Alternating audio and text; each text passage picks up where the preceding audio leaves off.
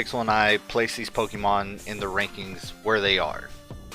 Today I will be doing NU or never used.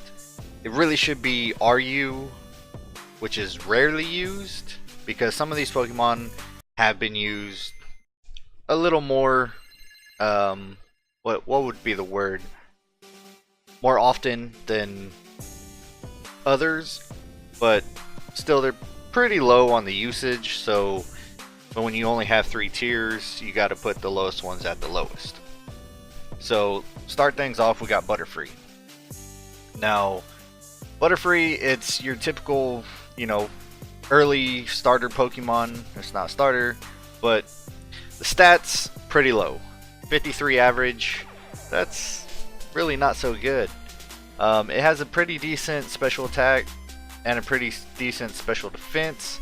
HP's a little low in the game right now. The move pool, not so great. Really, Tackle, Supersonic, Gust. That's the main thing of it. Gust is pretty good move. Supersonic, it's a pretty good status move, and that pretty good move. So you'd think this Pokemon would be used a little more, but due to just its base stats, it's not the greatest. And after that, we got Beedrill. So with Beedrill, it gets a little more moves, but none of them are, all that great. And once again, base stats, kind of bad. So, that's another thing. If the base stats don't add up to where it's going to be viable, most people aren't going to use it because it just gets, taken down way too easy. Alright, and now we got the regional bird, Pidgeot. Pretty decent, as we can see here. The average has gone up quite a bit from the first two, from 54 to 70. That's a pretty big jump.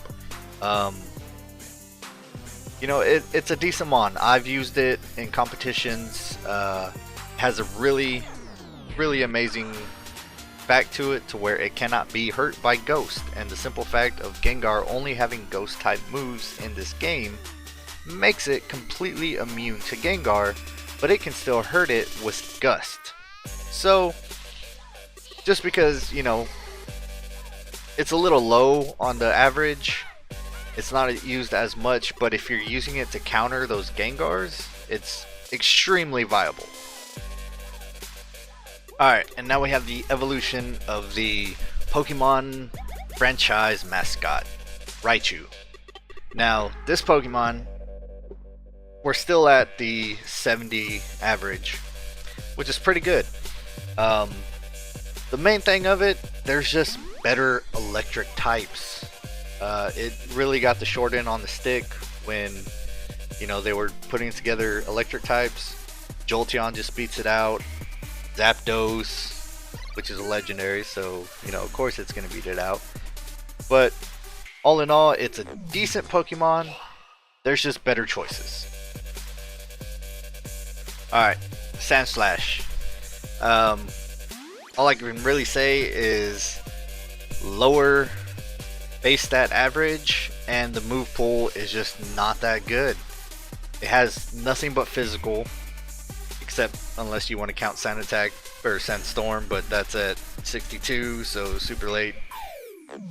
Pretty hard to level up a Sandshrew because of the move pool and because of its stats, so it's kind of hard to get a Sandslash, and they're just not that good due to the way the game works. So that's why they're hardly ever used. Now with Clefable, we're getting back up to that, right around 70 average that we saw some of the Pokemon being viable with. But it's a pure normal type in Generation 1. It wasn't till later on in the generations that it got its Fairy type. And honestly, in this game right now, a Fairy type wouldn't help it much because there's not too many dragons to, counter it, or for it to counter. So without that Fairy type and without some kind of Fairy moves, it's not going to be good. It's pretty bulky, but right now in this game, without some kind of range, you're really at a disadvantage when it comes to PvP. I've never personally tried this in a PvE sense, but maybe I'll give it a shot. Okay, this Pokemon right here, Crobat. It was really hard for me to say, you know, it was in the never used tier, just because it is a really good Pokemon. So much that I had to ban it in our level 30 tournament because it was just running over everything.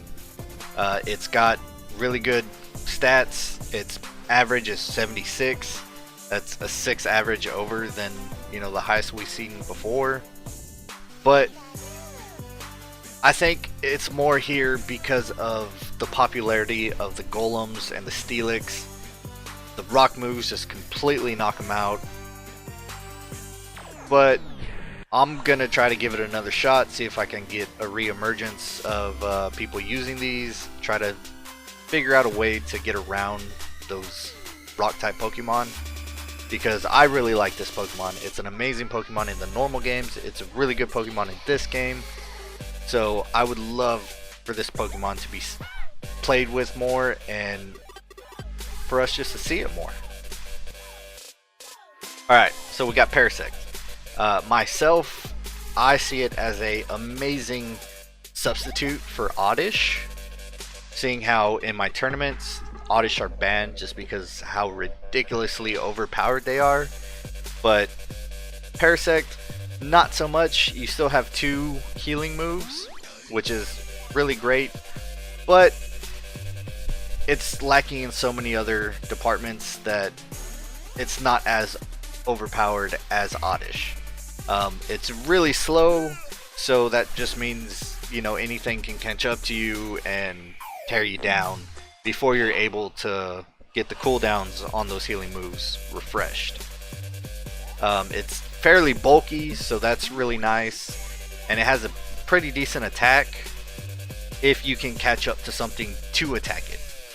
And because of its speed is why we put it down here, and people just don't seem to be using it. And after all, this is all pretty much based on how much people use these Pokemon in tournaments and PvP primarily. Alright, so Venomoth. It's actually a pretty decent Pokemon, fairly fast. It's been popping up a lot more in the level 50 tournaments because of its access to Psychic. If you don't evolve it until level 47, you can get it as a Venonat, and then once you evolve it, you'll have Psychic as the Venomoth, just due to, you know, if you keep it as a Venomoth, you'll have Gust but not Psychic because it gets it at 55 and you're trying to compete in a level 50 tournament.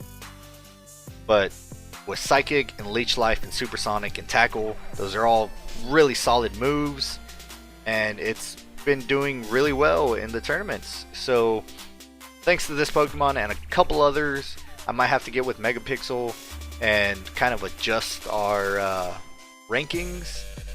It is, you know, the very first shot, and I mean, if you look at Smogon and PokemonShowdown.com, both of them, they change their tier ratings all the time, and it's just how people use them. And once they figure out the way to use them to their fullest potential, then, you know, everybody starts catching on and starts using them, and they have to move a tier. Or, you know, if something that they didn't use before now counters what they were using, then they're not going to use what they were using because they're getting countered all the time. So that Pokemon's going to fall to the rarely used section. Alright, so once again, we're being held down by the stats with Persian. But same thing as Pidgeot. It's amazing because it can completely counter Gengar. If you throw this out against a Gengar and there's a no switching rule, then Gengar's deleted. The opponent with the Gengar cannot do anything because as a Meowth, it gets a bite. So with this, you know, you have a swift attack, so that's range. Then you have Slash, which is really strong physical attack, and bite, another great attack. So it is fairly decent Pokemon. It's just not used so much because the Pidgeot is a little more versatile, and Snorlax is really the main Gengar counter because it's so bulky that it can counter Gengar and then, you know, hopefully get another knockout on the next Pokemon your opponent throws out. Okay, so Primeape, I mean, it's a pretty decent Pokemon, one of my favorites back from Gen 1 when I was a kid. But as you can see, once again, we're suffering from low base stats. I mean, a 64 average, it's a little better than what we have seen, but it's not so good that it's gonna, you know, just be really, really strong. The main reason I think it's in the lower tier is because of Machamp.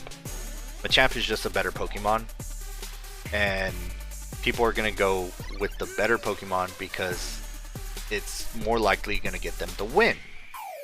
So you can go with the Primeape if you're kind of budget and just want to get in there fast, but you know, overall you probably want to go with that Machamp in the end. Okay, so Poliwrath, this one, it hurt my heart because Poliwrath is a really cool Pokemon. I really liked it from Gen 1. Base stats, great. Move pool is where this Pokemon suffers. It's, you know, part fighting type, but has no fighting moves. It gets Rain Dance, but really no other strong moves to go with it. So yeah, you can survive, you know, a bit longer, but you're not dealing damage to your opponent like you should be, or like with a Blastoise, Vaporeon. Another, you know, fact of there's better water types. So if they adjusted the moveset, it might come in handy, but until that, it's just going to be beat out by those better water types. Alright, so now that we're halfway done, we got your three-headed bird, Dugtrio. Now, this Pokemon is another Gengar counter. It can, you know, be completely immune to Gengar, but still deal damage with Peck. Once again, you're just getting beat out by the better options. Pidgeot is better than this Pokemon because of the way Gust works in this game. Gust is actually a really good move, and Peck is not so much. So, you know, that's why he's in the lower tier. Alright, this Pokemon right here, Kingler, I really think he has so much more potential than what we've seen.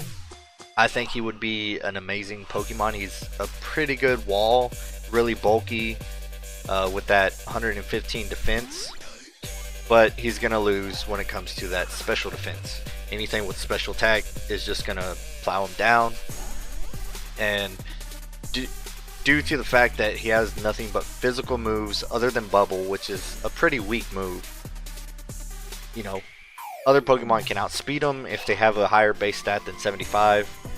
So he's going to get left in the dirt, not being able to deal damage, but taking damage. And if it's special, you know, taking quite a bit of damage. So I'm thinking until we get some kind of move adjustment or speed rework, this Pokemon's going to remain in the, you know, shadows and not really have its time to shine. Okay, Electrode. One of the fastest, if not the fastest Pokemon in the game.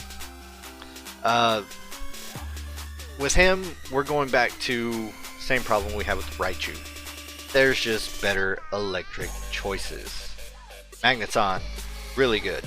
Zapdos, legendary. Jolteon, really good. Electrode, just getting beat out by those better choices. Alright, so the Pokemon Tauros, pretty decent stats, normal type, so, you know, you could be saying, but Shiver, this Pokemon would counter Gengar. And, you know, sure, you might be right. If it had any attack that could actually hurt a Gengar, has nothing but normal attacks, so it can do absolutely nothing to Gengar. Gengar can do nothing to it, so it's a complete stalemate. Makes for really boring PvP, especially if you can't switch. So I think it could be really good. It has, like I said, some pretty decent bulky stats, pretty decent attack with having both tackle and takedown plus tail whip. So that's a pretty good solid move pool right there. But due to the fact of its straight normal typing, it just doesn't get used that much, I guess. Okay, now for the mascot of Megapixel, the embodiment that Megapixel portrays in the game as the giant shiny shuckle he is. Sorry Megapixel, without crazy game shenanigans, this Pokemon's not that good. It has by far the highest defenses of any Pokemon in the entire game. That's the all 800 or whatever Pokemon that have been produced so far. But the attacks are just garbage. And with the move pool that it has, it's not going to do too well. When you fight it as a raid boss for the first time, you're going to think, oh my god, this Pokemon's amazing. But then when the HP reduces and the stats reduce, and it's your normal Shuckle, it's not that great. Now in the games with crazy shenanigans, this Pokemon can do the second highest amount of damage out of any Pokemon in the entire game. But for that to happen, you have to have all kinds of crazy stuff line up just perfectly, and then it happens. But without that, which they're not in this game, it's just gonna fall off really hard. So it's in never used. Alright, so now we got this really cool Pokemon Scizor. Now its stats, really good. Amazing, physical attacker, pretty good defense, pretty good special defense, decent speed, decent HP, pretty decent all around. Where this Pokemon falls off is its move pool. Having quick attack and slash isn't that good, because without any kind of range, you're gonna get outsped, you're gonna get outmaneuvered, you're not gonna be able to hit, and you're just gonna be taken down by those ranged special attacks. Alright, so now we got the little Raticate, and pretty decent Pokemon. I had one on my first playthrough of Red and Blue, which I had Blue day one. Yeah, day one Jenner. And it's a Gengar counter, yes, because it's normal type with a bite. So super effective against Gengar. Can't be affected at all by Gengar. So yes, you can completely counter Gengar with this. Where you don't see this popping up that much is the better options. Pidgeot, Snorlax, even Persian are just better options. And due to that, you don't see it. So now we got Darkwing Duck, or should I say Golduck. Pretty decent Pokemon, good stats, a good move pool, somewhat. It's got Water Gun and Water Pulse. Water Pulse is an extremely strong move in this game. And with a, decent 95 special attack, it's got that special attack to back up the Water Pulse. Problem this Pokemon has is the better water options. Blastoise. Because the game works, Blastoise's cannons each shoot a single Water Pulse. So it technically gets double damage on Water Pulse. And Golduck, you don't get that. So Blastoise by far is the best water Pokemon to get in the game right now. If you can't get a Blastoise, I'd say Vaporeon, but if not Vaporeon, Golduck would be a really solid option. So it's kind of a budget water Pokemon. If it's your, cheapest thing you can get, you can't afford a Squirtle, you didn't pick one as your starter, and you can't get a Vaporeon, go Golduck. It's pretty decent water type Pokemon. Alright, so I'm going to skip Eevee because Eevee was kind of just put in this list because it's Eevee, I guess. I don't know. Megapixel said he was only going to put final evolutions on the list, but still put Eevee, so not really sure why. That's a question y'all would have to ask Megapixel. So feel free to bug him. Don't bug him. I'm just kidding, guys. That's mean. Anyways, we're going to skip to Nidoking. One of my favorite Pokemon from Gen 1, and still one of my favorite Pokemon in the entire Pokemon series. The Poison type is my favorite type, which he is, and he's just a really solid attacker, really solid special attacker. In the normal games, you can run him as either, and he's going to do amazingly. But in this game, he falls off because of his move pool. His moves with Peck, Poison Sting, Fury, Spike, I don't know what it's called, Fury something. They're projectiles that just go straight forward, where like Gengar Shadow Ball or Swift, those will project out and then follow like a heat-seeking missile until they hit the target or just disappear after a set amount of time. But Nidokings just go straight forward, so it makes it really easy to dodge. And because of the way that Horn Attack works, Horn Attack, the other Pokemon actually has to touch that little spectral horn that it creates for it to have any kind of effect. Now if you're fighting a Jolteon, Umbreon, any Pokemon that's smaller, it's just not going to work. So, you know, that's one of its best moves, and it's completely countered by the size of the other Pokemon. So that's really bad for Nidoking,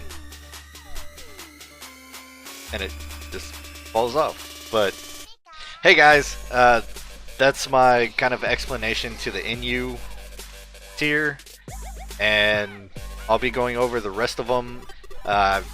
Recently had a cold, so kind of put my videos on the back burner. Still not feeling the greatest, but figured, you know, it was time to put out a video. Probably a short one, but I'll be going over the rest of the ones tomorrow or the next day. I'll try to get it both in there. They're shorter list, so it shouldn't be that hard to fit them in one video. But if you like the video, leave a like, leave a comment in the comment section saying, you know, you're an idiot or good job. Let me know what you think of the placement of the Pokemon, what you think might be or should be placed higher, and, you know, kind of what range. If you think Crobat is uber, let me know that you think Crobat's uber. My opinion and Megapixel's opinion could be completely different than y'all's opinion. So let me know in the comments down below, and if you're new to my channel, like, subscribe. I'm gonna try to put out videos at least weekly, and I'll be covering the more competitive side of the game, as in PvP and tournaments and whatnot. If you want to kind of see, you know, more of the gameplay and PvE side, I suggest you go to Hector Anderson's YouTube. He's a really good YouTuber, puts out some really good content. He recently did a Mewtwo giveaway where he pretty much, you can't trade a Mewtwo, but he got Mewtwo for 2 people that won his giveaway. I may be doing something like that. I will just randomly mention it in a video, so you'll have to watch the video to know, and kind of make you watch my videos. Go figure, right? But we'll see how that goes. I don't want to, you know, do it right now just to be like, oh well, Hector did it, so I'm gonna do it too right away. No, I'll wait a little while. But like I said, check him out, leave a like, subscribe, and alright guys, see you next time.